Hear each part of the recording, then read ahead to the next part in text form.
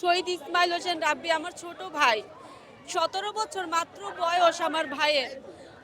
Engineering পলিটেকনিক্যালের 2য় সেমিস্টারের বর্ষের ছাত্র আমার ভাই। এইবার পরীক্ষা দিয়ে 2য় বর্ষে উঠছে। আমার বাইরে এত বড় একটা গুলি এই কপালের মাঝ বরাবর মারা লাগলো ওদের। ছোট একটা গুলিতেও কিন্তু মানুষ মারা যায়। এত বড় গুলি আমার বাইরে পিছে মজকটা শুদ্ধা বাই করে ফেলছে। আমার মানিকের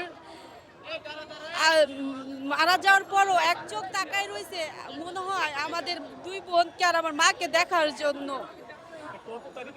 4 তারিখ বাংলা মোটরও মারা যায় শাহবাগ এলাকায়।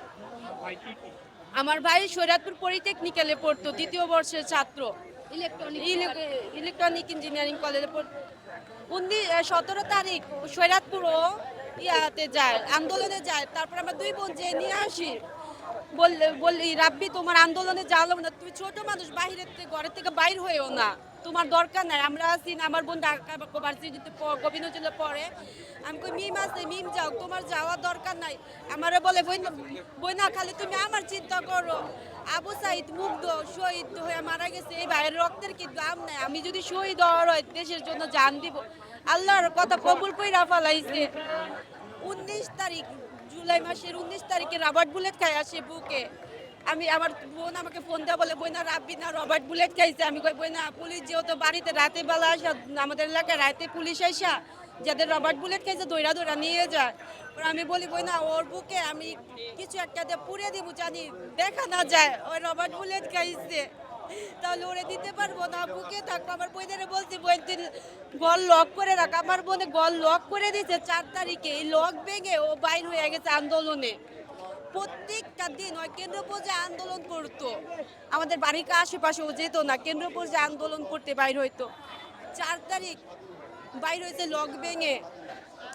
আমার মা আবার ছোট বোন সারা রাত ওরে খুঁজছে, সারাদিন ওরে পায় না।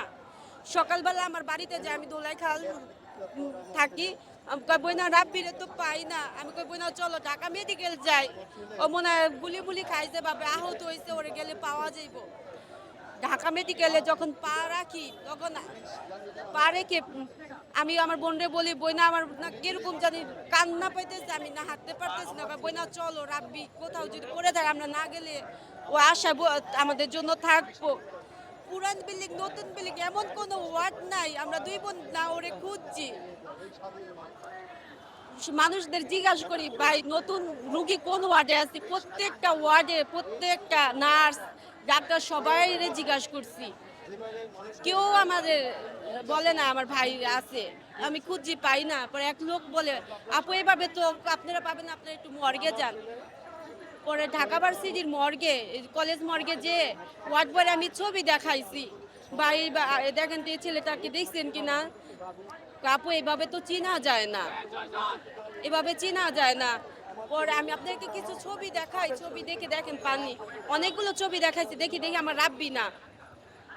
আমার ভাল লাগছে আমার ভাই না, কিন্তু অনেক শহীদের ভাইয়ের লাশ দেখে অনেক কষ্ট লাগছে। তারপর এক লোকে অনেকগুলো ছবির ভিতরে দেখি আমার রাব্বি এত রুকইয়া পইরা রয়েছে অচেতন অবস্থায়, রক্ত দেওয়ার পুরো মুখটা তোলা গেছে গা, বুঝা যায় না। আমি এক নজর দেখে বুঝতে পারছি এটা আমার রাব্বি।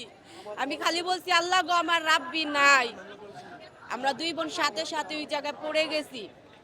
1 থেকে 1.5 ঘন্টা পর উঠে আমরা ওই জায়গায় যে পুলিশ থাকে ওনাদের পায়ে ধরে কান্না করছে আমার বাইরে দেন, এত অমানবিক ওনাদের ভিতরে।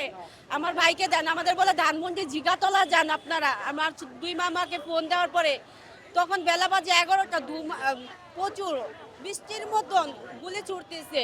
আমার মামারা এই ধানমন্ডি জিগাতলা গেছে, যা দেখে থানা জ্বালা অবস্থা ভালো না, পুলিশে কেস ফাইল করবো। আমার মামার আবার আসে, আসার পরে আমরা বলছি ভাই আমরা তো কেস ফাইল করতে পারি না, পুলিশ নেই, আপনারা আমার ভাইকে দেন। ওরা দিবেন আমার ভাইকে, ওদের কি ইচ্ছা ছিল আমার ভাইকে গুম করে ফেলবে। ঢাকা মেডিকেল মর্গে যারা ছিল দায়িত্বে ছিল, ওরা আমার ভাইকে দিবে না। হ্যাঁ ওরা দিবে না, কেস ফাইল ছাড়া এইভাবে ওরা দিতে পারে না। এখন আপনারা দোষীদের কি শাস্তি চান সেটা? আমার ভাইয়ের যে শহীদদের এইভাবে নির্মম হত্যা করছে, আমরা খুনের বদলে খুন চাই। আমার ভাই এরকম এরকম ছোট ছোট এত ভাইয়ের মার দুঃখ কষ্ট তো এইভাবে যাবে না। আমরা খুনির বিচার চাই, সর্বোচ্চ খুনির বিচার খুনই হইতে হইব, এবং যত শহীদ ভাই আছে তাদের রাষ্ট্রীয়ভাবে শহীদের মর্যাদা আমরা চাই। আর খুনের বিচার আমরা খুনই চাই, সর্বোচ্চ মৃত্যুদণ্ড চাই। আমরা চাই খুনিদের সর্বোচ্চ শাস্তি মৃত্যুদণ্ড দেওয়া হোক। মাধ্যমে না, ওদের আইনের মাধ্যমে ফাঁসি দেওয়া হবে না। ওদের মা হারা ভাই বোন দের কাছে ছেড়ে দেও। ওদের নিজের হাতে খুন করতে চাই আমি। আমরা সব শহীদ ভাই বোনেরা নিজের হাতে খুন করবো রে।